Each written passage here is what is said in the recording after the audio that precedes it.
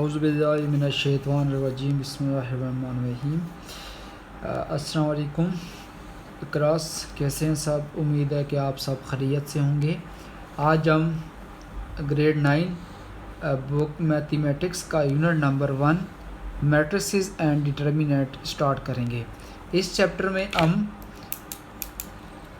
Introduction,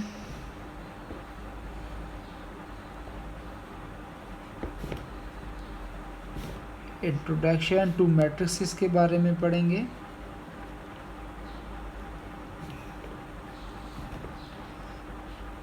types of matrices,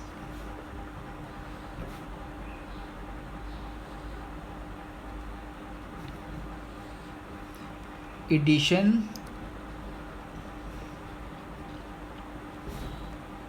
and subtraction of matrices, multiplication of matrices,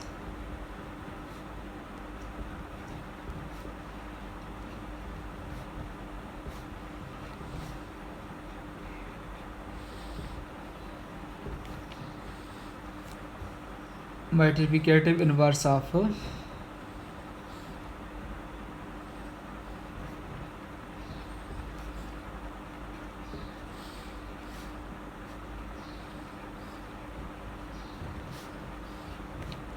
matrices। अब हम matrix को discuss करेंगे कि मैट्रिक्स क्या चीज़ होती है। सबसे पहले हम मैट्रिक्स को डिफाइन करेंगे। मैट्रिक्स क्या होता है,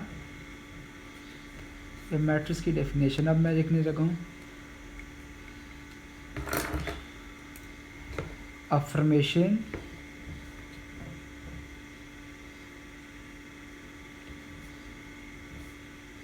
of collection of real numbers such as 1, 2, 3, 4, 5, 6 and then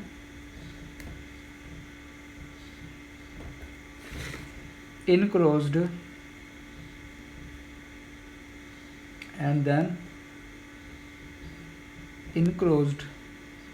by bracket. कौन सी ब्रैकेट है? ये स्क्वायर ब्रैकेट में आपने इसको इनक्लोज कर देना। Is said to form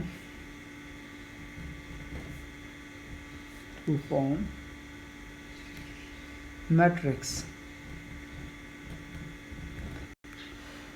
affirmation of collection of real numbers such as, इस तरह आपने रियल नंबर्स को कलेक्ट करना है and then enclose by a square bracket. आपने इस रियल नंबर्स को जब इस तरह कलेक्ट कर देना है, फिर उसको स्क्वायर ब्रैकेट के अंदर बंद करेंगे। जो रिजल्ट आएगा आपके पास, वो आपके पास क्या होगा?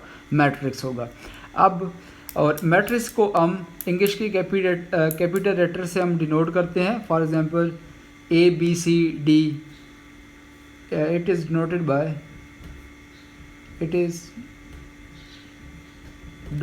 denoted by capital letter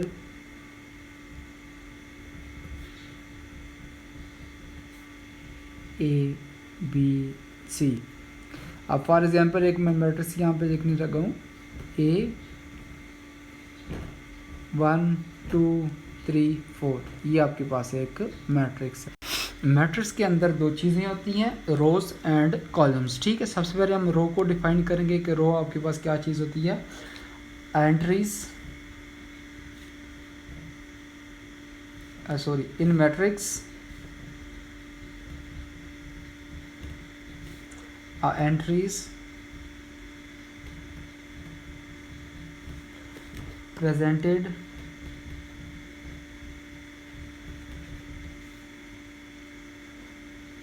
in horizontal way is called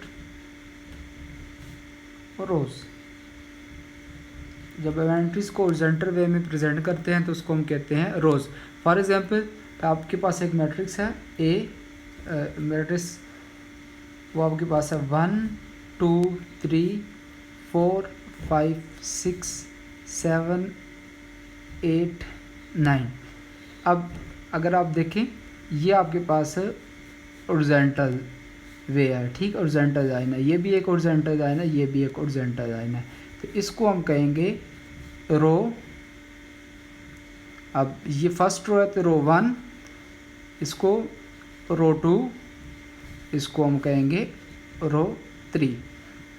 जो ओरिजेंटल वे में होंगे एंट्रीज उसको हम कहेंगे रो 1 रो कहेंगे। अब उसके पास आ जाए, उसके बाद आ जाता है कॉलम। कॉलम आपके पास क्या होता है, कॉलम को भी डिफाइन करेंगे।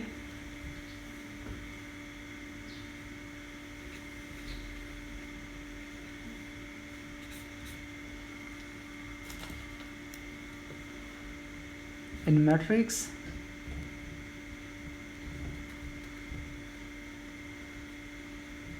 entries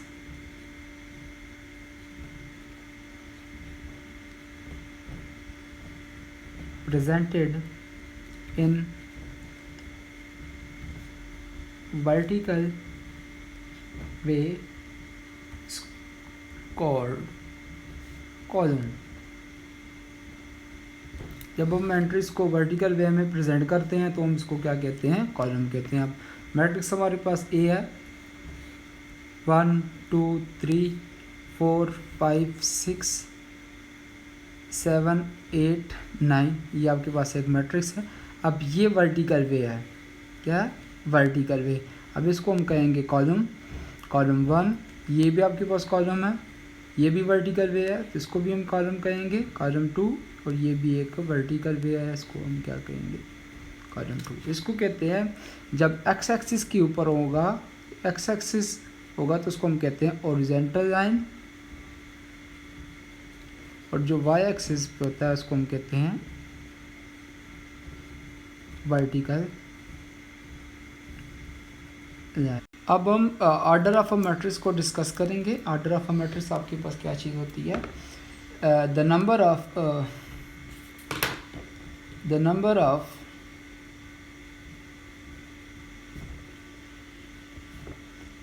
rows and the number of columns in a matrix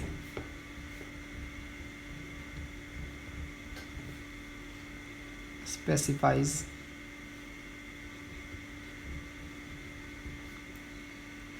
its order। ये आपकी मैट्रिक्स ऑर्डर ऑफ मैट्रिक्स की डेफिनेशन होगी। अब इसका फार्मूला क्या होता है, order of a matrix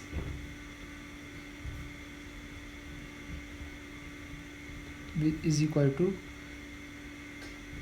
number of rows multiply by number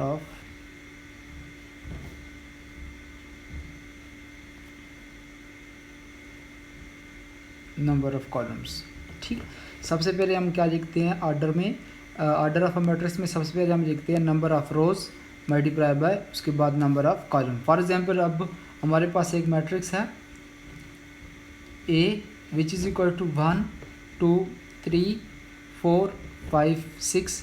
अब इसका हमने ऑर्डर लिखना है। इसका ऑर्डर कैसे लिखेंगे, order of matrix A which is equal to, सबसे पहले इसके अंदर हम नंबर ऑफ रोज़ देखेंगे कि इसके अंदर नंबर ऑफ रोज़ कितनी है। ये देखिए, ये फर्स्ट रो R1, इसके बाद ये सेकेंड रो, तो इसके अंदर कितनी रोज़ हुई, 2। तो हम सबसे देखेंगे 2, उसके बाद कॉलम्स देखेंगे, इसके अंदर कितनी कॉलम्स है, 1 कॉलम 2 और 3। इसके अंदर कितनी कॉलम, 1 कॉलम 2 और कॉलम 3। इसके अंदर 3 कॉलम्स है। हम इसको, इसका ऑर्डर बनेगा 2/3। इसको इस तरह भी लिख सकते हैं 2/3। और दूसरी बात, जो नंबर ऑफ रोज़ है उसको हम रिप्रेजेंट करते हैं n के साथ, m के साथ, सॉरी, नंबर ऑफ रोज़ को हम रिप्रेजेंट करते हैं किसके साथ, m के साथ। नंबर ऑफ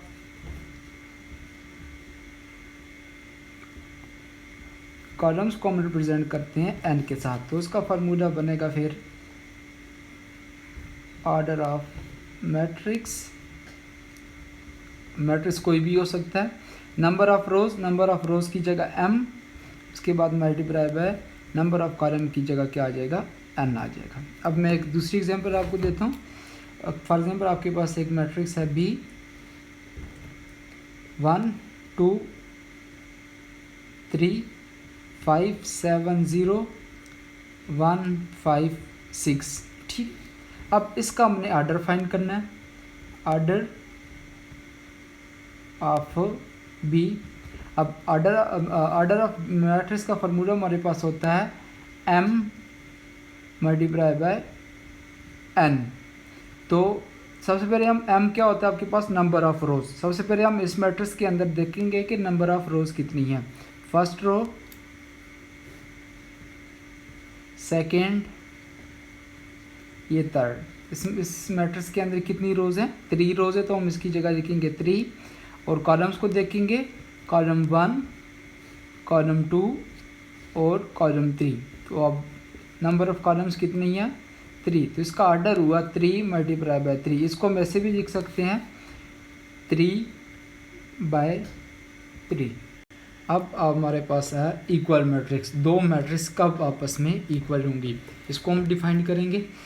दैट आपके पास दो मैट्रिक्स है, एक मैट्रिक्स का नाम मैं दे देता हूँ A और दूसरे मैट्रिक्स को नाम देता हूँ B। That A and B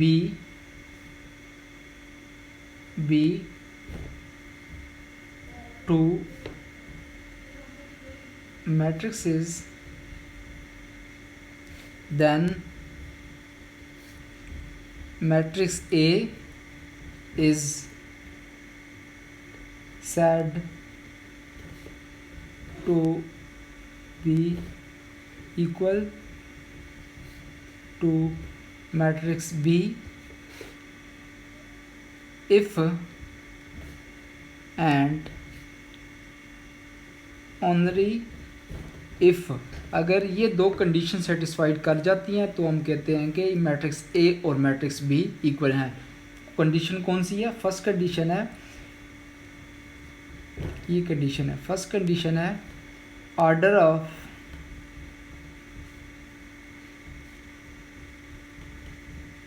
matrix A equal होना चाहिए किसके, ऑर्डर ऑफ मैट्रिक्स B के। इसका मतलब ये है कि दोनों का ऑर्डर सेम होना चाहिए। दूसरी कंडीशन है आपके पास corresponding, there corresponding entries are equal, there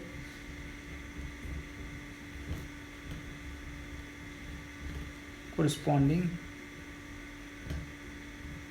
entries are equal, दोनों की कोरिस्पोंडिंग एंट्रीज इक्वल होनी चाहिए, तब हम कहते हैं कि ये दो मैट्रिक्स आपस में इक्वल हैं। अब मैं एग्जांपल देता हूँ। अब एक एग्जांपल आपके पास एक मैट्रिक्स है A, उसके अंदर इस तरह की एंट्रीज है 1 5 7 0।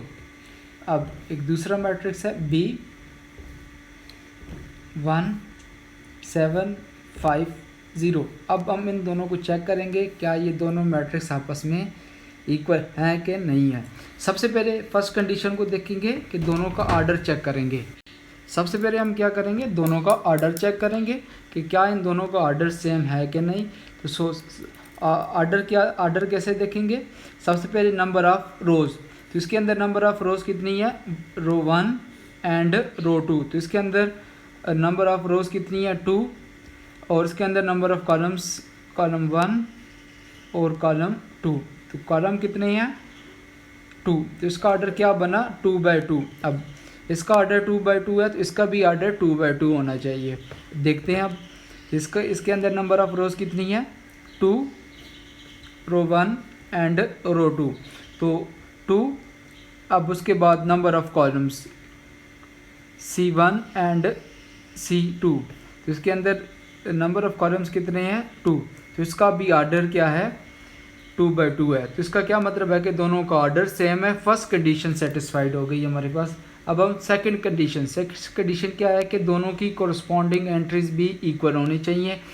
तो इसकी 1 की कोरस्पॉन्डिंग क्या है, ये 1 है आपके पास। अब 1 की कोरस्पॉन्डिंग यहाँ पे 1 है, तो 1 और 1 आपस में एक ही चीज़ है, इक्वल है। अब सेकंड पे जाएंगे, सारी एंट्रीज को हम चेक करेंगे, ईच कोरस्पॉन्डिंग एंट्रीज को हम चेक करेंगे।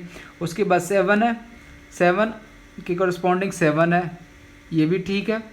5 यहाँ पे भी 5 है, 0 और यहाँ पे भी 0 है। तो इसका क्या मतलब है कि इन दोनों के कोरस्पॉन्डिंग एंट्रीज भी सेम है और ऑर्डर भी सेम है। तो इसका क्या मतलब है कि matrix A is equal to matrix B.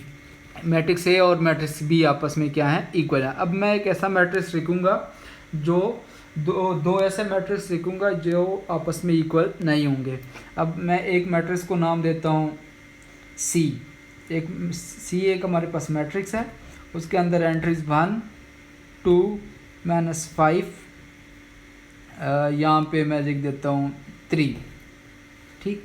अब एक दूसरा मैट्रिक्स है, उसका नाम मैं दे देता हूँ डी, नाम कोई भी आप दे सकते हैं। तो 1 2 5 -5 और -3।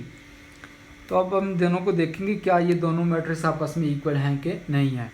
सबसे पहले हम इनका ऑर्डर चेक करेंगे, क्या इन दोनों का ऑर्डर सेम है कि नहीं है। सबसे पहले मैट्रिक्स सी का ऑर्डर चेक करेंगे। तो इसका ऑर्डर क्या है, इसके अंदर कितनी रोज़ हैं, 2 रोज़ हैं और नंबर ऑफ कॉलम्स कितने हैं, वो भी 2 हैं। तो इसका ऑर्डर है 2/2। अब इसका ऑर्डर चेक करेंगे तो इसके अंदर नंबर ऑफ रोज़ रो 1, ये रो 2, तो इसके अंदर रोज़ कितनी है 2। उसके बाद कॉलम इसके अंदर चेक करेंगे, कॉलम भी कितने हैं, वो भी 2 हैं। तो इसका क्या मतलब है कि इन दोनों का ऑर्डर सेम है। तो फर्स्ट कंडीशन सेटिस्फाइड हो गई है। अब हम सेकंड कंडीशन की तरफ जाएंगे कि इनकी कोरस्पॉन्डिंग एंट्रीज आपस में इक्वल हैं कि नहीं है। सबसे पहले 1 है, 1 यहाँ पे भी 1 है, ये ठीक है। अब 5 है, 5 की इस कोरस्पॉन्डिंग एंट्री सेम है। ये 2, यहाँ पे भी 2 है, ये भी सेम है। अब यहाँ पे अगर आप देखें, यहाँ पे 3 है और यहाँ पे -3 है। तो ये 3 और 3 और -3 आपस में इक्वल नहीं है। तो इसकी एक कोरस्पॉन्डिंग एंट्रीज आपस में इक्वल नहीं है। तो इसका क्या मतलब है कि पूरा मैट्रिक्स सी अब एक दूसरे के इक्वल नहीं है। तो हम कहेंगे matrix C does not equal to matrix D. अगर एक भी कंडीशन एक कंडीशन सेटिस्फाइड नहीं करती तो हम कहेंगे कि मैट्रिक्स इक्वल नहीं है। दोनों कंडीशनें सेटिस्फाइड करनी चाहिए।